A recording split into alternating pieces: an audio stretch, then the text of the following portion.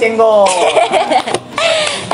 Ini kita sebagai host ada siapa? Ada Nurul Aini dan ada Rajwa Tipa Satria Pranaja. Nah, kita di sini mau wawancarai dua manusia ini Udah makhluk ini ya. Iya, makhluk ini. Makhluk. Kebetulan kita mendatangkan artis dari Malaysia yaitu Upin. Iya. Kita jauh-jauh nih dari Malaysia bawa si Upin ke sini. Pakai box. Dan ada ini. Apa ini? Ada artis dari India. Oh, Sarung Khan. Oh ya. Sarung Khan. Jauh sih tapi. Jauh banget. Negara. Jauh pakai helm. Nah, kita mendatangkan pemateri hebat atau narasumber hebat ya. Dimana ini sebagai mahasiswa juga, mahasiswa Rizky sebagai mahasiswa kupu-kupu dan Kang Aris sebagai mahasiswa kura-kura. Dan ini adalah tema kita. Iya. Makanya mungkin perkenalan dulu ya dari narasumbernya. Dari Upin. Nama gue Rizky Manik dari kelas B Agribisnis. Gue kali ini sudah menginjak semester 4. Oh. Yang satunya siapa nih? Kenalkan, nama saya Muhammad Haris Mulyawan dari semester 6 Prodi Agribisnis. Oke, langsung aja kita ke podcastnya. Sebelumnya, apa sih kesibukan kalian sebagai mahasiswa? Selain mahasiswa gitu, di luar kuliah tuh apa sih sibuknya gitu? Mungkin dari gue dulu kali ya. Iya, coba dari Rizky dulu. Mungkin kalau untuk kesibukan gue akhir-akhir ini sih ya belum cuma ngerjain tugas sih, cuma kayak kuliah-kuliah biasa kayak masuk sesuai jadwalnya, kuliah, ngerjain tugas. Udah sih gitu aja. Dari Akang gimana, Kang? Kalau dari gue sendiri sih sibuk nggak ngapa-ngapain aja sih. Ada sibuk nggak ngapa-ngapain aja ya? Jadi kesibukan. Kita mah hayu meluncur. Hayu. 50.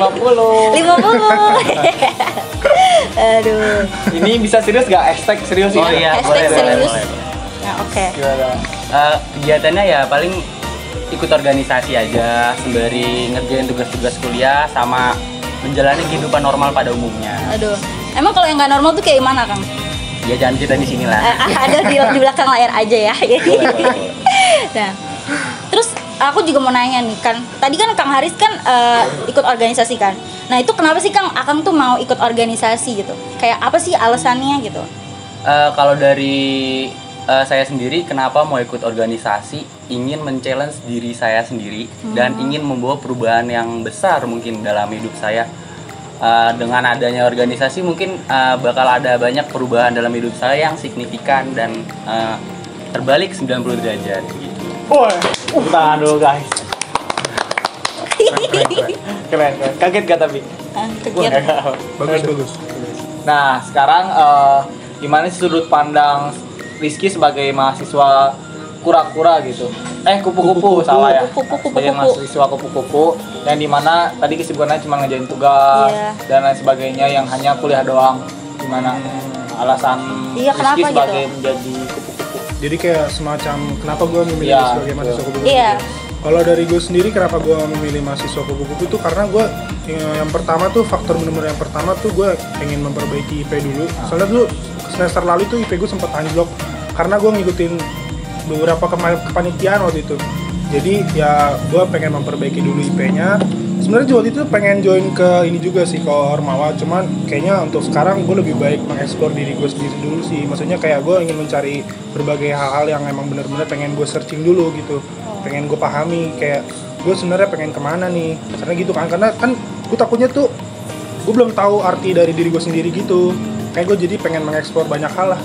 Jadinya gitu. Tapi dari sembari ya kan kalau misalkan kupu-kupu sendiri kan kayak misalkan orang-orang tuh bakal mikirnya kayak dia cuman kuliah, pulang terus ngerjain tugas gitu kan. Rebahan, tidur tugas gitu. banget gitu. Iya. Emang enggak Ki? Enggak. Beda ya. Ini kupu-kupunya beda. Ada kegiatan lain. Di luar kampus gitu sih.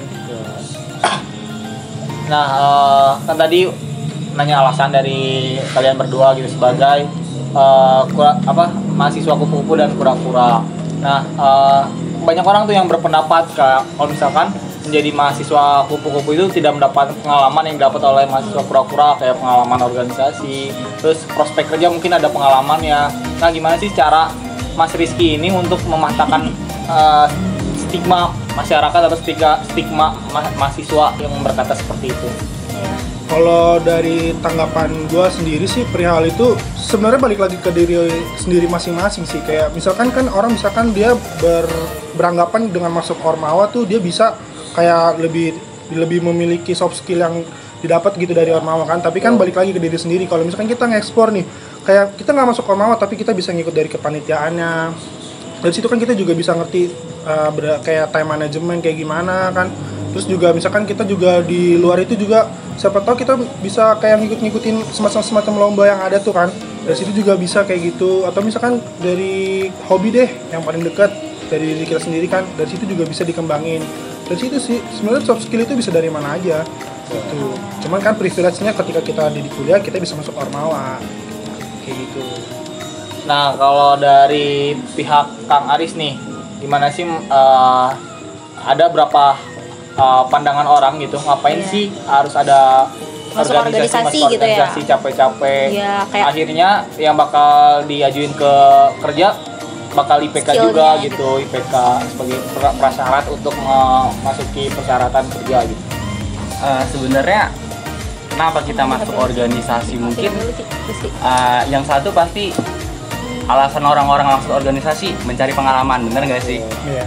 Cari pengalaman. Terus balik lagi ke relasi mengungkap relasi yang banyak. Terus ada lagi kalau dari saya sendiri mungkin ketika masuk organisasi itu public speaking yang kita punya bisa meningkat. Terus leadership kita dalam diri kita itu lebih lagi sama, mungkin kita lebih pede ya kalau misalkan masuk Ormawa. Jadi lebih kayak bisa mengungkapkan suatu pendapat dengan lancar gitu. Kalau misalkan Ormawa jadi lebih pede aja sebenarnya. Nah, tadi kan udah tuh dua-duanya kan. Tapi aku mau nanya juga nih ke pendapat Akang berdua gitu ya. Kalau misalkan dari Akang sendiri nih melihat Rizky sebagai mahasiswa kupu-kupu tuh gimana? Terus kalau Rizky ngeliat si Kang Haris tuh jadi mahasiswa kura-kura itu gimana? Kayak ada nggak sih pendapat pribadi misalnya ada apa sih judgement dari dia sendiri? Dari siapa dulu nih? Dari Kang dulu kali ya? Oke, Kang Haris dulu aja. Kalau dari saya sendiri juga sebenarnya nggak mempermasalahkan itu ya, maupun dia kura-kura atau kupu-kupu. Mungkin sedikit masukan aja sih.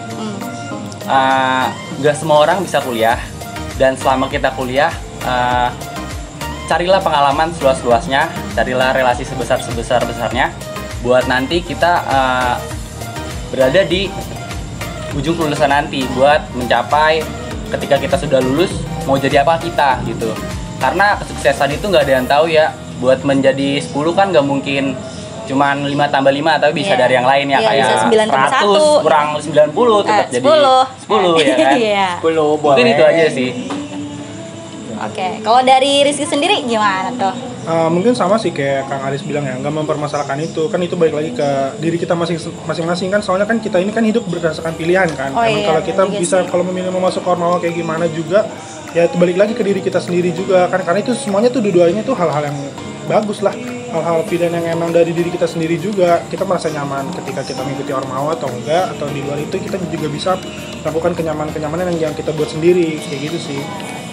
Berarti emang nggak ada ini yang nggak ada permasalahan pribadi, misalnya kayak nganggep mahasiswa ini kayak gini, mahasiswa ini kayak gini. Ada judgement di antara mahasiswa. Main aman gitu.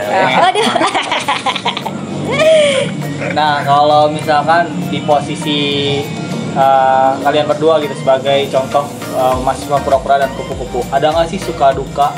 Kalau misalkan di organisasi ada nggak suka dukanya? Atau mungkin di kupu-kupu di kupu-kupu itu ada nggak dukanya? Apakah cuma sukanya doang atau ada dukanya juga?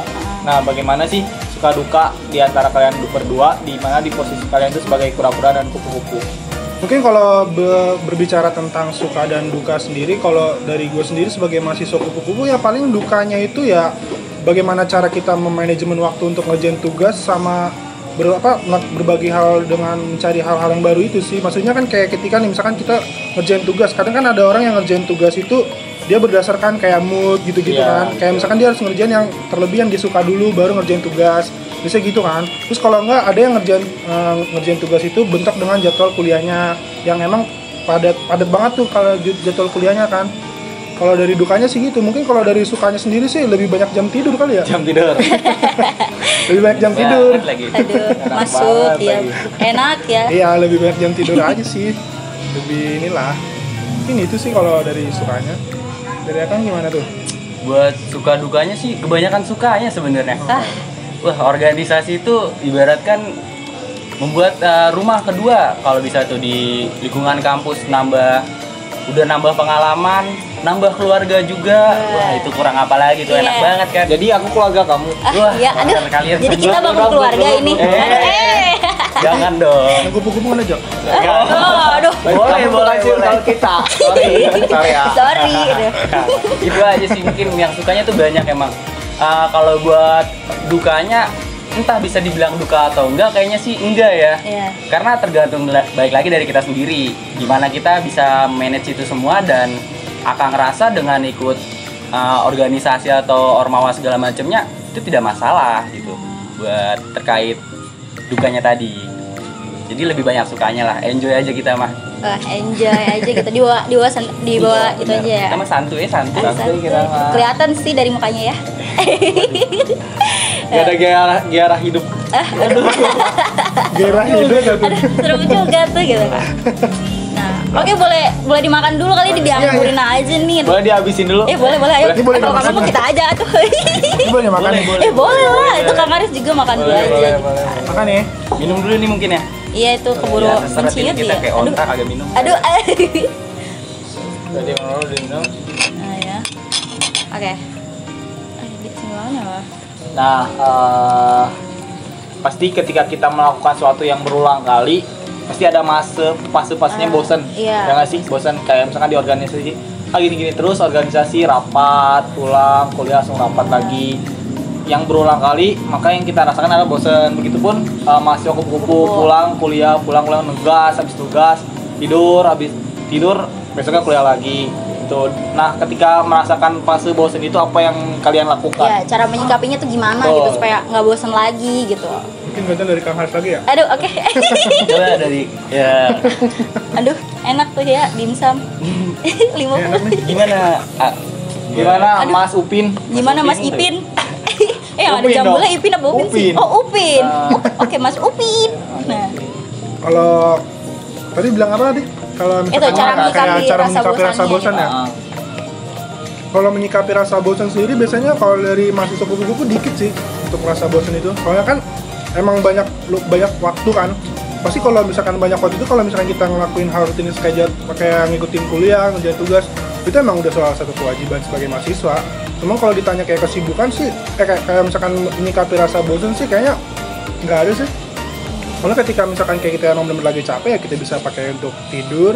Kalau misalkan emang lagi badan fit ya bisa ngelakuin hal lain. Kalau nggak nyicil tugas kayak gitu sih. Nggak ada, sangat minim sekali rasa bosan. Jadi minim sekali rasa bosan. Dan ketika ada rasa bosan pun ya ditidurin aja gitu. ya, ada Ya di bawah kadang ngikutin di hobi bawah aja sih rebahan kayak main aja. game. Betul. Oh. Bisa. Jadi diselangi oleh hobi. Ya, kayak gitu. Kalau dari Kang Haris gimana kalau misalnya lagi bosan organisasi gitu? Organisasi ya. Iya. Sebenarnya sih bosen itu suasana ya yang kita rasakan.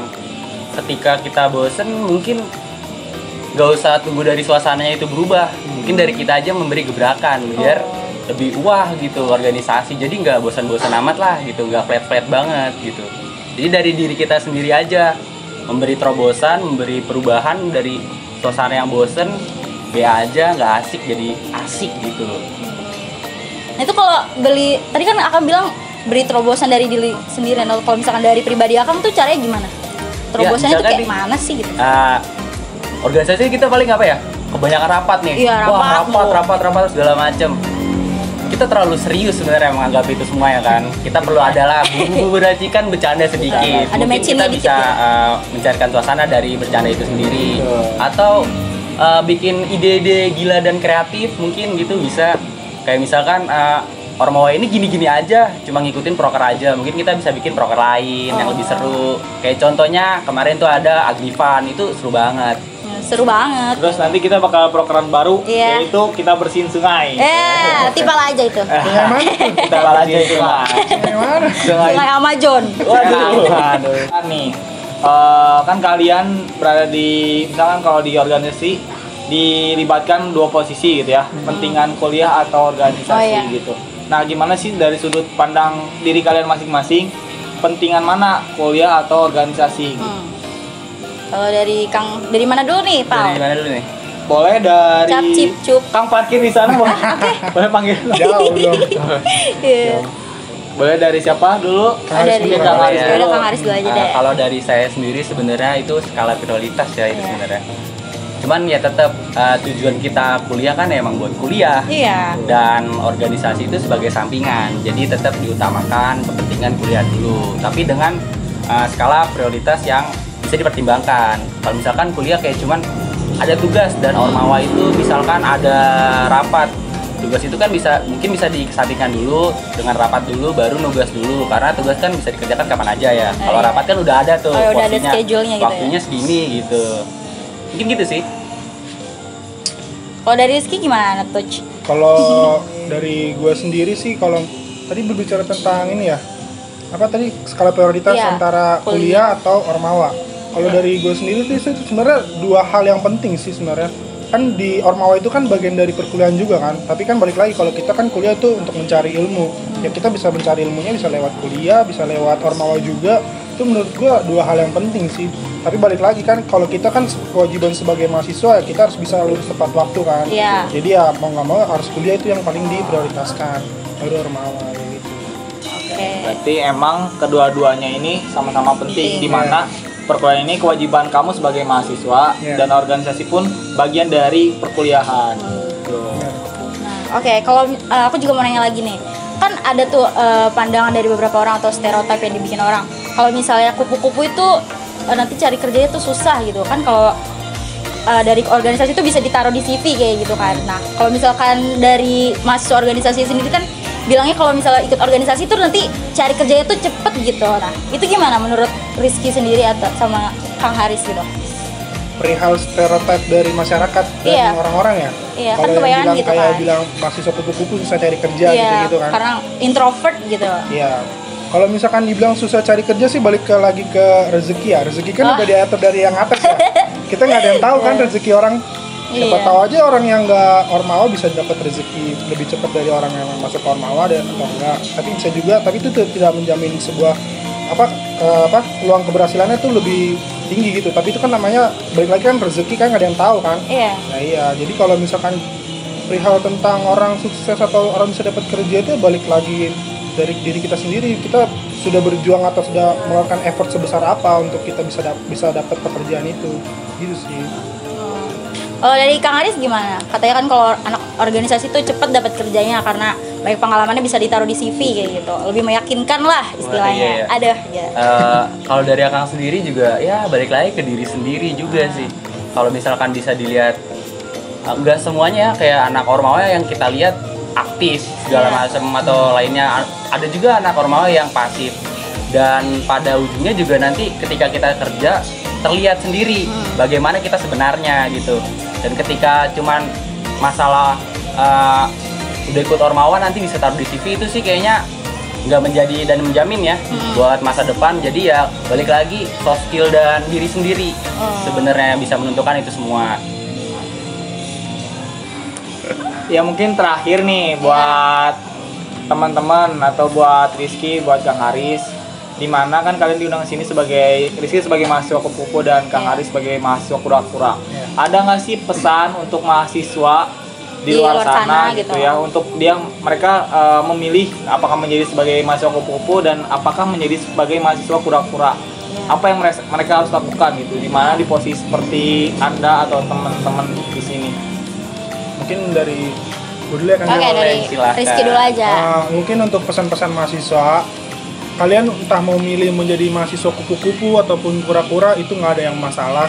Yang masalah itu adalah bagaimana cara kalian mengontrol diri kalian masing-masing, cara bagaimana kalian mengeksplor diri kalian masing-masing, entah kalian bisa mencari di luar lain, di luar kampus, atau kalian bisa ngikutin ormawa, itu terserah kalian. Cuman balik lagi, ambillah sebanyak-banyaknya hal positif yang ada di dunia kuliah, dan juga jadilah jadi yang terbaik setelah lulus kuliah nanti. Gitu sih. Keren banget itu ya. Kalau dari Kang Haris gimana pesannya buat orang-orang yang nonton nih nanti? Nggak ada.